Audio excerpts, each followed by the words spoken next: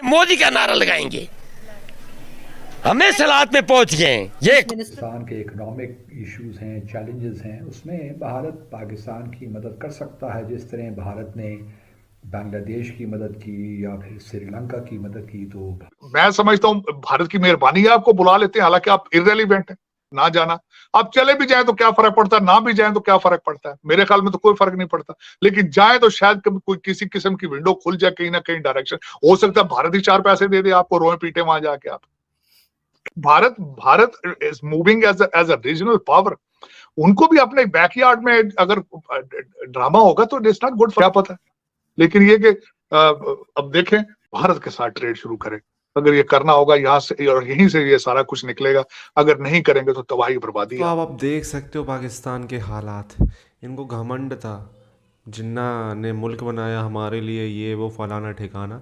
अब बातें क्या हो रही हैं, जैसे भारत ने बांग्लादेश, नेपाल, श्रीलंका पड़ोसियों को मुसीबत से निकाला, वैसे पाकिस्तान को भी वो निकाल सकता है।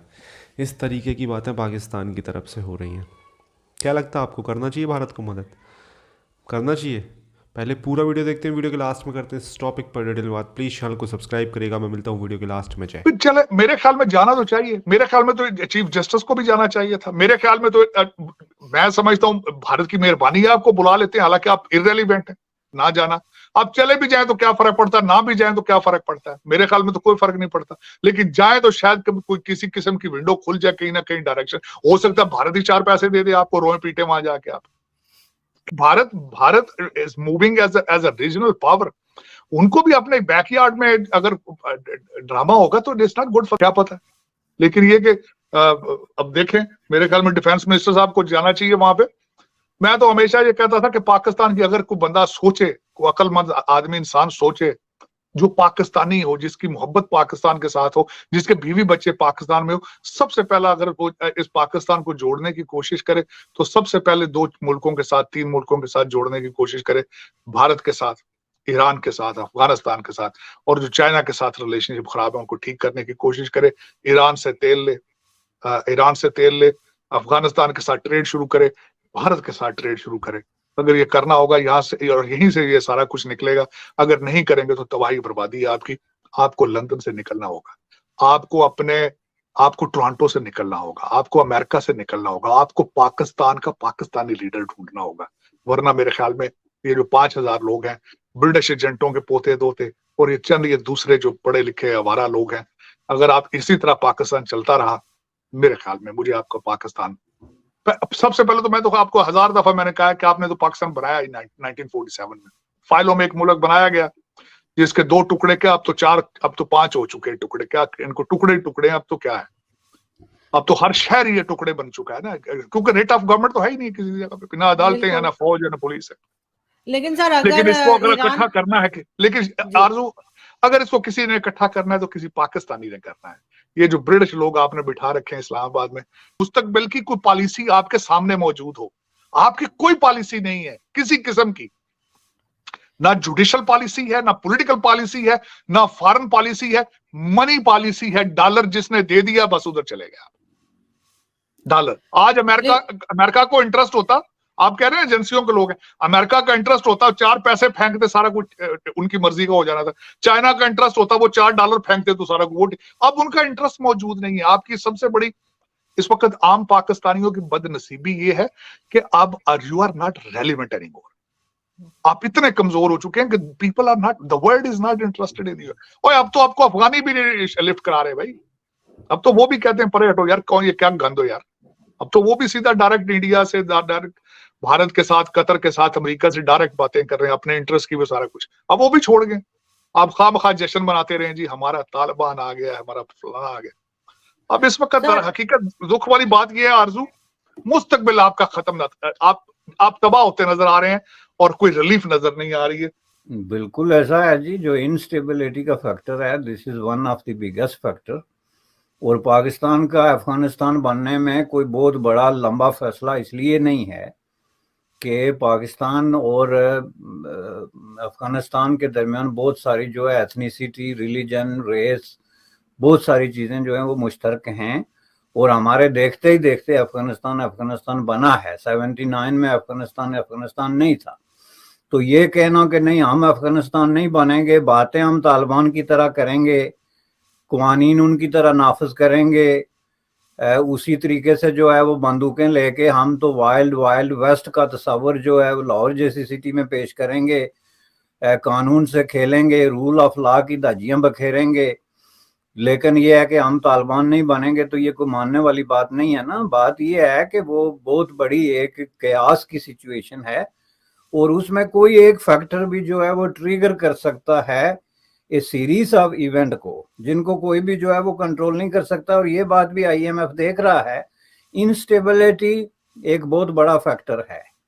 आपका जो डिफेंस का खर्चा है एक बहुत बड़ा फैक्टर है। आपके जो मिसाइल टेक्नोलॉजी या आर्म्स और इस तरह की प्रोडक्शन है, ये भी एक बहुत बड़ा फैक्टर है, चूंकि इन सब चीजों के साथ जो है वो खर्चे जुड़े हुए हैं और ये क्राइसिस को डीपन करते हैं। ठीक। अच्छा सर, जैसा हमने बात की कि दूसरा टॉपिक ये है कि क्योंकि मेरी नजर से एक ट्वीट गुजरी तो मैंने सोचा चलें इसके ऊपर बात कर लेते हैं। बातें तो हमने बहुत की, हमने उस वक्त की जब ये मामला हुआ था कश्मीर में 370 का, इंडिया में ये जो एक कानून किया गया और फिर उसके बाद हमने देखा कि पाकिस्तान और इंडिया के बीच जो कुछ उतरा, उसके ऊपर एक कोई किसी ने, एजाज सैयद जो हमारे सीनियर जर्नलिस्ट हैं, उनको टैग किया और उसमें उन्होंने उनकी वो बात लिखी कि एजाज सैयद ने ये कहा था कि मैं पूरी जिम्मेदारी के साथ ये खबर दे रहा हूं कि भारत ने कश्मीर में आर्टिकल 370 के खात्मे से पहले पाकिस्तान को एतमाद में लिया था और पाकिस्तान ने यकीन दहानी करवाई थी कि हम एक पब्लिक स्टेटमेंट तो देंगे मगर एक हद से आगे नहीं देखेंगे, अमली तौर पर कुछ नहीं करेंगे। अच्छा, तो एजाज सैयद ने उस बंदे को ये जवाब दिया कि ये बात जाहिर है कि कमोबेश 2 साल पहले की है, लेकिन ऐसा ही है, यानी उन्होंने इंडोर्स किया इस बात। अब सर इसके बहुत सारे एंगल्स पर हम बात करते रहे, लेकिन वो क्योंकि सामने आया तो क्या, यानी आप इसके ऊपर क्या कमेंट करना चाहेंगे? देखें जी, उन्होंने रिकन्फर्म किया तो वो कोई वाहिद जर्नलिस्ट नहीं है जिन्होंने उस वक्त ये बात कही थी। पाकिस्तान में ऑलमोस्ट हर जो संजीदा जर्नलिस्ट था, चूंकि लोगों को आप इतना बड़ा जो है वो मैसेज को as a whole all of sudden जो है वो बेवकूफ़ नहीं बना सकते कि आप 70 साल से गन तान के खड़े हैं इंडिया के खिलाफ। आपकी बात कोई कश्मीर के बगैर और कोई गोली चलाए बगैर और कोई जहाद किए बगैर और कोई मिलिटेंसी के बगैर आपके मुंह से ही नहीं निकलती, और ऑल ऑफ सडन जो है ऑन 5 अगस्त 2019 की शाम को आपको सांप सूंघ जाता है।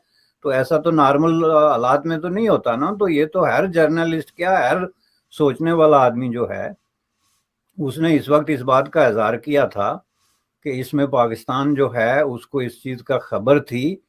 अब इसमें बहुत सारी चीज़ें जो हैं वो पाकिस्तान के, आप सेंस ऑफ सुपीरियरिटी को थोड़ा सा इन्फ्लेट करने के लिए कह दें कि इंडिया ने ये पूछ के किया था, तो ये भी थोड़ी सी फार फैच किस्म की बात है। इंडिया को पूछने की कोई ज़रूरत नहीं थी, लेकिन ये मुल्कों का आम रवाज होता है कि जहां आपके दरमियान डिस्प्यूट चल रहे हैं तो आप कोई ड्रास्टिक डिसीजन कर रहे हैं तो आप दूसरी पार्टी को इन्फॉर्म करते हैं ताकि उनके लिए कोई अचानक कोई शॉकिंग किस्म की खबर ना हो।